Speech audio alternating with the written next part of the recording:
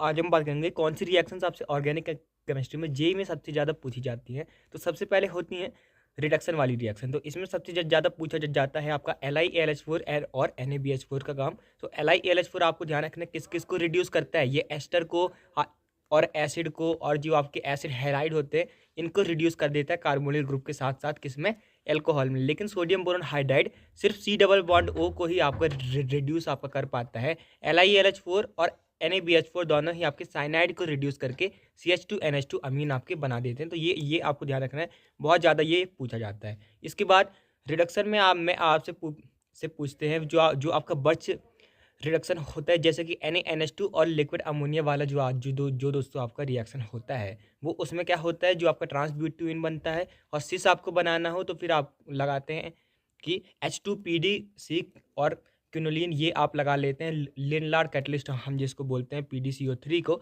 वो आप लगाते हैं तो आपका सिस एल्कीन आपका बन जाता है अल्काइन से। तो ये दोस्तों बहुत ध्यान रखना है। इसके बाद अमीन्स में दोस्तों आपसे जो स्टीफन रिडक्शन जो आपका होता है SnHCl FeHCl, तो इसमें क्या बनता है, इसमें दोस्तों आपका जो NO2 होता है ना, तो NO2 से दोस्तों आपका NH2 बन जाता है। NO2 से NH2 दोस्तों आपका इसमें बन जाता है। उसके बाद कौन सी रिएक्शन सी इंपॉर्टेंट होती हैं, रिडक्शन तो हो गया, उसके बाद आता है ऑक्सीडेशन। तो ऑक्सीडेशन में आपकी सबसे पहले हाइड्रोबोरेशन ऑक्सीडेशन उसमें इंपॉर्टेंट होती है। उसमें एंटी मार्कोनिकॉफ रूल आपका लगता है। और मार्कोनिकॉफ रूल किस में लगता है, ऑक्सीमर्क्यूरेशन डीमर्क्यूरेशन में, जिसमें हम HgOAC होल ट्वाइस NaBH4 लेते हैं। और आपका जो एसिड कैटलाइज हाइड्रेशन होता है उसमें लगता है दोस्तों आपका मार्कोनिकॉफ रूल। ये भी दोस्तों आपकी रिएक्शन बहुत इंपॉर्टेंट होती है। फिर उसके बाद आती हैं दोस्तों अमीन्स की कुछ रिएक्शन है, डाइएजोटाइजेशन वाली रिएक्शन, जो आपके NH2 जो आपका होता है उसके ऊपर आप लगाते हैं NaNO2HCl, तो इसमें क्या होता है, डाइएजोटाइजेशन हो जाता है। तो यहाँ पर N2+Cl- उसके ऊपर बन जाता है। फिर उसके बाद क्या होता है दोस्तों, उसके बाद जब आप बहुत सारी रिएक्शंस करवाते हैं तो एक एक दोस्तों आपकी रिएक्शन की आप उसके ऊपर H2O लगा दे तो आपका फिनॉल बन जाए। ऐसे आपको सारी जो आपकी रिएक्शंस हैं डाइएजोटाइजेशन वाली, वो आपको ध्यान रखना है। डाई अजोनियम सॉल्ट जो बनता है उसके बाद जो रिएक्शन है उसको ध्यान रखना है। इसके बाद आपकी गैटरमैन और वो सैंडमेयर रिएक्शन। तो आपके सैंडमेयर रिएक्शन में क्या होता है, Cu2Cl2 होता है, Cu+1 ऑक्सीडेशन स्टेट में होगा। लेकिन अगर हमें गैटरमैन रिएक्शन की बात करें तो CuHCl होगा, Cu आपको दोस्तों +2 ऑक्सीडेशन स्टेट में होगा, ध्यान रखिएगा। इसके बाद दोस्तों आपसे पूछते हैं जो आपका एल्डिहाइड्स कीटोन चैप्टर है, उसमें दोस्तों एल्डोल कंडेंसेशन और कैनिजारो कंडेंसेशन आपसे बहुत ज़्यादा आपसे दोस्तों पूछी जाती है। एल्डोल कंडेंसेशन जब दोस्तों आपको हीटिंग दी हो, जब आपको ना दी हो, तब अल्फ़ा बीटा अनसैचुरेटेड आपको बनाना है या फिर बीटा हाइड्रोक्सी कीटोन बनाना है। ये दोस्तों आपसे पूछा जाता है एल्डोल कंडेंसेशन में। क्या कैनिजारो में भी आपसे वही चीज़ें पूछी जाती है। एक चीज़ आपकी रिड्यूस होकर, एक ही चीज़ से रिड्यूस होकर आपका बनता है एसिड, और दोस्तों आपका एक ऑक्सीडाइज होके रिड्यूस होके बनता है अल्कोहल, और ऑक्सीडाइज हो जाता है एसिड का सॉल्ट आपका बन जाता है। उसके बाद आयोडोफॉर्म रिएक्शन आपसे बहुत ज़्यादा पूछी जाती है कि कौन आयोडोफॉर्म रिएक्शन देता है, कौन आयोडोफॉर्म रिएक्शन आपको नहीं देता। तो मिथाइल कीटोन आपके ऑक्सीडेशन रिएक्शन देते हैं, ये जो आयोडोफॉर्म रिएक्शन देते हैं।